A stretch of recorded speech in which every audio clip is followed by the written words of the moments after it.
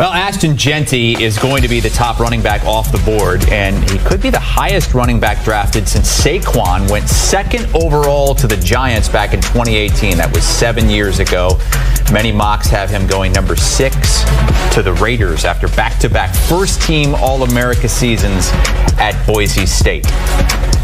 Mike Renner is ranking his top 5 running backs with a couple of guys who used to block for them up front in Mitch Morse and Kyle Long. Sometimes. And obviously, tried my best. Obviously, Jeanty is number 1 on your list. Would you say he's the best prospect since Saquon 7 years ago? I would say that. I think he's a better back than Bijan Robinson was coming out because I think he's more complete. I think he can run between the tackles better than Bijan ever did. People might be worried about his height. You know, he's 5'8". He reminds me of Maurice Jones-Drew, man, where that height almost plays to his advantage because he just cannot stop breaking tackles. He had 900 more rushing yards than anyone else in college football last year, 49 more broken tackles than anyone else in college football last year, and you just see him like bounce off of tackles left and right like a pinball, and then he's got real home run speed. So many big runs on his tape. No one caught this guy from behind, and I think what gets underrated is his receiving ability. He was a receiver in high school until his senior year of high school, then obviously split time the past 2 years at Boise State, but had 60 catches the year prior. Yeah, Ashton Jeanty, this guy is a do-it-all, top 10 sort of running back. Mitch, would you say that the Raiders could not afford to pass up on this opportunity at number 6 overall? Listen, I don't know about Kyle, but when I was playing football, I removed myself as much as possible, and the only film that I watched was the one that I had to do my job. You hear these names in these spurts from these college players who are playing, and Ashton Jeanty was one of those guys that even had me turning on college football. He is electric. He's on unbelievable talent. I just think you put him in any position, especially you put him with Pete Carroll, right? You think of Marshawn Lynch. You think Pete Carroll and running backs. This guy is meant to be in the NFL. He's meant to be with Pete Carroll and with the Las Vegas Raiders. And you're pitching him. You're kind of shipping Pete Carroll with that physical running back style. I played for a guy named Chip Kelly, who now wears silver and black. Ooh. And he's going to have an opportunity with 2 tight ends, balanced formations, to have this guy in the dot. Are you kidding me?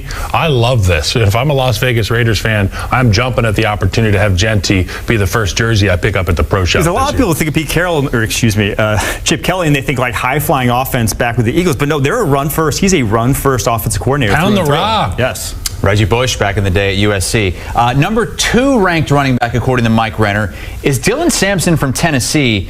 And I was looking at your mock draft. You didn't have him going until the 3rd round. So why don't those two things kind of match up here? Because the NFL hasn't historically coveted backs of this size. He's 5'11". He's 200 pounds. He's on the smaller end for running backs. But I think we saw with Bucky Irving last year and guys like Jahmyr Gibbs and these space players that are thriving nowadays with these 2 high defenses, that these guys are real deal weapons, and these guys can be bell cows at the NFL level. So I don't think the NFL might covet him as highly, but I watch his tape and I see elite vision and elite running style. The guy runs so hard between the tackles. I mean, you think a 200-pounder, they must be throwing him out wide, these screens and whatnot, playing him on like pitches, wide zone. No, he's running A-gap powers. He's running duo up front there for Tennessee. They are running him between the tackles, and he's handling it as well as anyone. He went for over 100 against Bama, over 100 against Georgia, and when he went out in that Ohio State game in the playoff, they were toast. He was their offense this past year. But you think he might slide down because of that size? I think he could. Mid-3rd, late 2nd is where I see him. You agree with that, Mitch? Well, I think you can't understate what you said, which kind of got me, which is vision. Yep. I think that's an intangible for a running back in this position. Listen, you put him in, you give him an opportunity to learn a system, and if you have the vision, if you have the football IQ, you can make plays.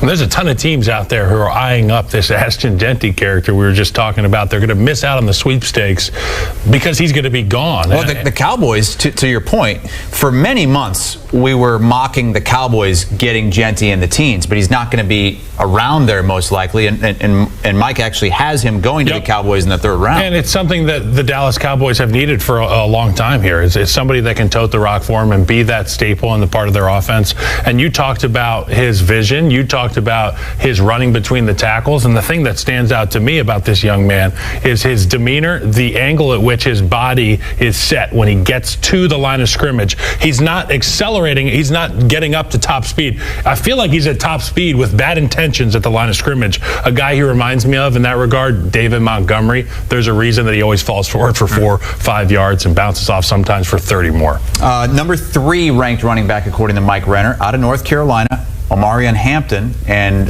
you have him going to Denver. They took Javonte Williams in the second round about 4 years ago. Yeah, I feel bad that Omarean Hampton's in this draft class because in like a bunch of the previous few draft classes, this guy would have been RB1. Like, he's that good. He's probably going to be a first-round pick. There's just not a lot of holes to poke in his game. And we talked about Ashton Jeanty and Dylan Samson running hard. This guy might be the hardest runner in the entire draft class. He will stick his nose into any defender at any time and try to lower the boom, try to drag for more yardage. That's what you need going from college to the NFL. A lot of reasons why running backs don't succeed is because it's mainly tough yards in the league. You can't always be the guy running out to space, bouncing these runs out. You got to churn between the tackles. And Omarean Hampton, I love him because you didn't see him run behind a great offensive line. He wasn't getting a ton of holes. And so when he did, he maximized those runs. Big fan of his game. These top 3 guys, in my opinion, are all special backs. Mitch, what would you think about him going and joining that Bo Nix offense in Denver?